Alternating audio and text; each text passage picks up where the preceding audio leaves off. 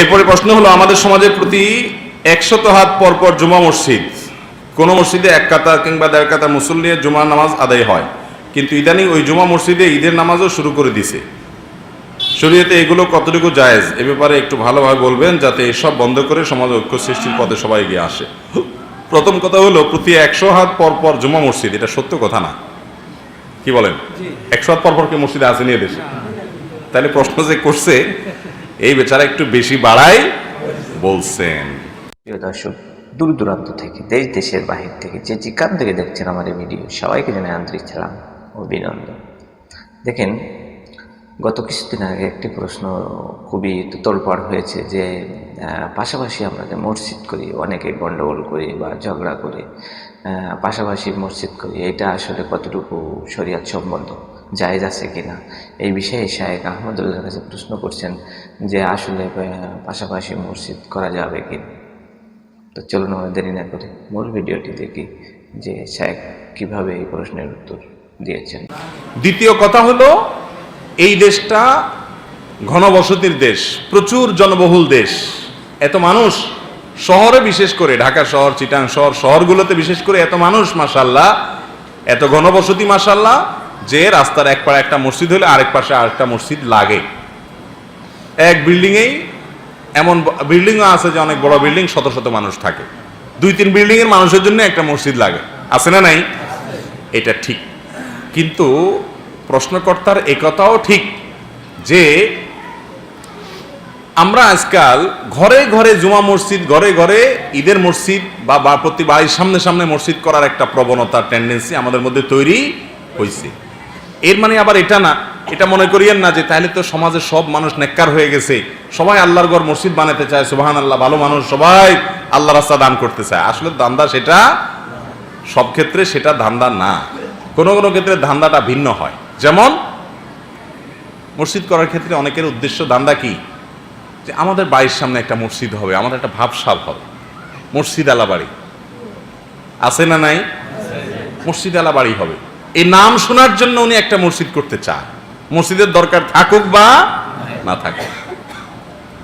ওই আমাদের বাড়ি থেকে একটু দূরে মসজিদটা, ওই মসজিদে গেলে ওখানকার কমিটির লোকদের মাতবরি এটা মেনে নেওয়া লাগে, তো ভালো লাগে না, নেতাগিরি না করলে ভালো লাগে না। এই জন্য আমাদের একটা মসজিদ হলো, আমরা নিজে নিজে নেতাগিরি করলাম, এই উদ্দেশ্যে অনেকে মসজিদ করে কি করে না? করে। অনেকের ছেলে মেয়েকে আল্লাহ তাআলা প্রচুর টাকা দিচ্ছেন, এখন তারা অনেক টাকা পয়সা পাইয়া আল্লাহ ব্যবসা বাণিজ্য করে হোক, হালালে হোক হারামে হোক, টাকা পয়সা দিচ্ছে, টাকা পয়সার মালিক হয়েছে। এখন তারা চায় যে না, আমাদের বাড়ির সামনে একটা মসজিদ হবে, বাড়ির সৌন্দর্য হবে।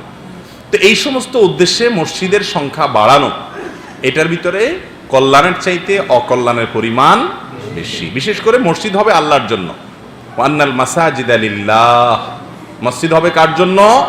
আল্লাহর জন্য। সেখানে যদি আপনার নিজের ধান্দা, নিজের ভাবসাবের জন্য, নাম যশের জন্য, খ্যাতির জন্য করেন, এই মসজিদ দিয়ে সওয়াব হবে। আর দ্বিতীয় কথা হলো, পাঞ্জেগানা মসজিদ বাড়ক, এটা ভালো, ঠিক আছে। পাঞ্জেগানা মসজিদ, মানুষ দূরে যাইতে পারে না, অলসতা করে বাসায় নামাজ পড়ার জন্য মসজিদ করে দিলাম, ঠিক আছে, এটা করেন। আমরা ছোটবেলায় দেখছি এই বৃহত্তর নোয়াখালী এলাকাতে প্রতি বাড়ির সামনে একটা করে নামাজের জায়গা থাকতো, ছিল না? নামাজের পড়ার জন্য একটা জায়গা থাকতো না, যে 10-15-20 জন মানুষ একটা জায়গা নামাজ পড়তে পারতো। পাকা না থাকলে বাঁশের ইয়ে দিয়ে মানুষ মাছা বানাইতো, তাও সেটা থাকতো। আছে এখন এগুলা? এগুলা নাই, এগুলা নাই। এই সৌন্দর্যগুলো, এই অঞ্চলের সৌন্দর্য ছিল, সেগুলো নাই। এখন পয়সা হয়েছে, মসজিদ ভেঙে 3 টুকরা করবে, সব জুমা মসজিদ বানায় ফেলাবে। এই প্রবণতাটা ভালো না। ইসলাম চায় কি বল? ইসলাম চায় হলো যে একটা ছোট্ট পাড়া, ছোট্ট হয়তো 2-3টা বাড়ি মিলে একটা মসজিদ হবে।